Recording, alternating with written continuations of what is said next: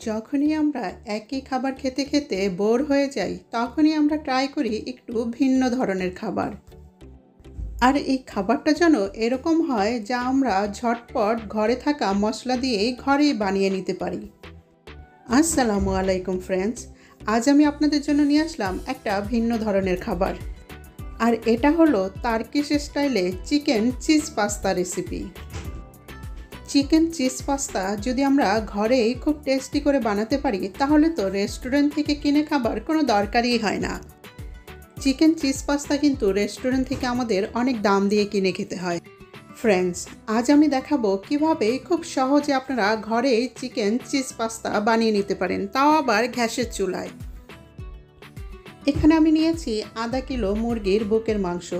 মুরগির বুকের মাংসকে আমি এভাবে ছোট ছোট করে কেটে নিয়েছি। আপনারা আপনাদের পছন্দ মতো কেটে নেবেন। চিকেনে অ্যাড করব 1 চা চামচ মরিচ গুঁড়া, 1 টেবিল চামচ পাপরিকা পাউডার, 1 চা চামচ জিরার গুঁড়া, হাফ চা চামচ গোলমরিচ গুঁড়া, 1 টেবিল চামচ আদা রসুন বাটা, 2 টেবিল চামচ পরিমাণ সয়া সস, 1 টেবিল চামচ ভিনেগার, 3 টেবিল চামচ টক দই,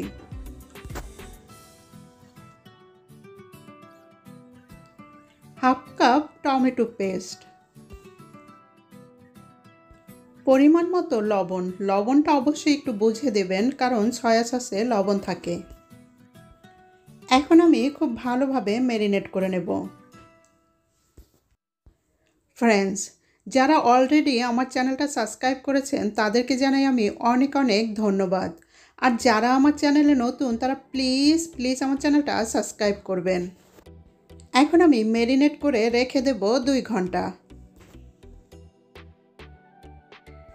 একটা কড়াইয়ে দিয়ে দিলাম 2 টেবিল চামচ তেল। তেলটা গরম হওয়ার পরে দিয়ে দেব ম্যারিনেট করা চিকেন। এখন আমি হাই হিটে রান্না করব ততক্ষণ যতক্ষণ না মুরগি থেকে পানি বের হয়।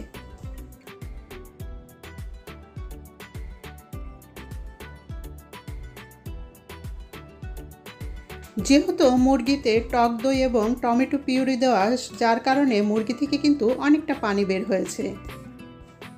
এখন ঢেকে মিডিয়াম আঁচে মুরগিটাকে রান্না করে নেব। আর মাঝে মাঝে ঢাকনা খুলে একটু নেড়ে চেড়ে দেব। যখন পানি শুকিয়ে মুরগি তেলের উপর আসবে তখনই মনে করবেন মুরগিটা হয়ে গিয়েছে। আমার মুরগি রান্নাটা তেলের উপর চলে এসেছে, তার মানে হয়ে গিয়েছে। এখন আমি হোয়াইট সস বানানোর জন্য একটা প্যানে নিয়ে নেব 2 টেবিল চামচ বাটার। ফ্রেন্ডস, এই রেসিপির জন্য কিন্তু হোয়াইট সস অবশ্যই দরকার হবে।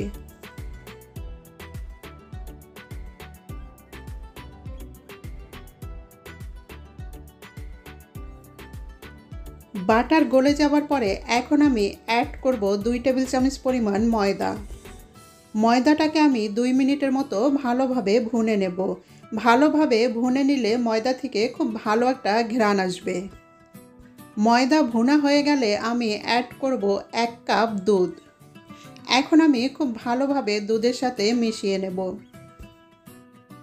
ময়দা দুধের সাথে মিশিয়ে নেওয়ার পরে দিয়ে দেব হাফ চা চামচ গোলমরিচ গুঁড়া, 1 টেবিল চামচ অরিগানো। এখানে কিন্তু অরিগানোটা অবশ্যই দিতে হবে। আর দিয়ে দিলাম পরিমাণ মতো লবণ। সব কিছু দেওয়ার পরে মিডিয়াম আঁচে আমি এখন 2 মিনিট রান্না করে নেব। সসটা কিন্তু একটু ঘন হয়ে গিয়েছে।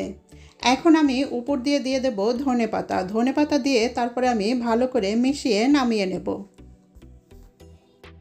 দেখুন সসটা কেমন ঘন হয়েছে। আপনারা চাইলে আর একটু পাতলা করতে পারেন। আমি এরকম একটা কাচের পাত্র নিলাম বেক করার জন্য। এখন আমি এই পাত্রে দিয়ে দেব আগে থেকে সিদ্ধ করে রাখা পাস্তা। এখানে হাফ কিলো পাস্তা। ফ্রেন্ডস, আপনাদের কাছে যদি ওভেন প্রুফ এরকম কাচের বাটি না থাকে সেক্ষেত্রে আপনারা ফ্রাই প্যানেও করতে পারেন। এখন আমি উপর দিয়ে দেব চিকেন, যে চিকেনটা আগে রান্না করে রেখেছিলাম।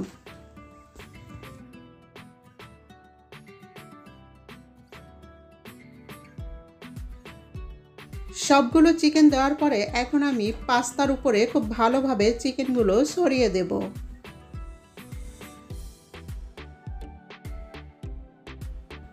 এরপরে উপর দিয়ে দেব সেই হোয়াইট সস।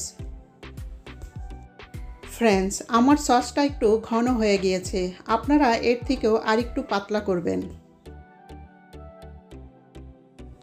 সস দেওয়ার পরে দিয়ে দেব উপর দিয়ে মজারেলা চিজ। আপনারা এখানে যে কোনো চিজ ব্যবহার করতে পারেন।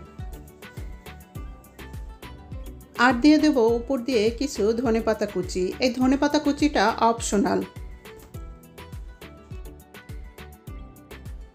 পাস্তা বেক করার জন্য চুলায় আমি প্রথমে একটা কড়াই বসিয়ে নিয়েছি। এরপর কড়াইয়ে পাস্তার পাত্রটা বসিয়ে ঢেকে দেব। ঢেকে আমি মিডিয়াম আঁচে ততক্ষণ রান্না করব যতক্ষণ না চিজটা গলে যায়।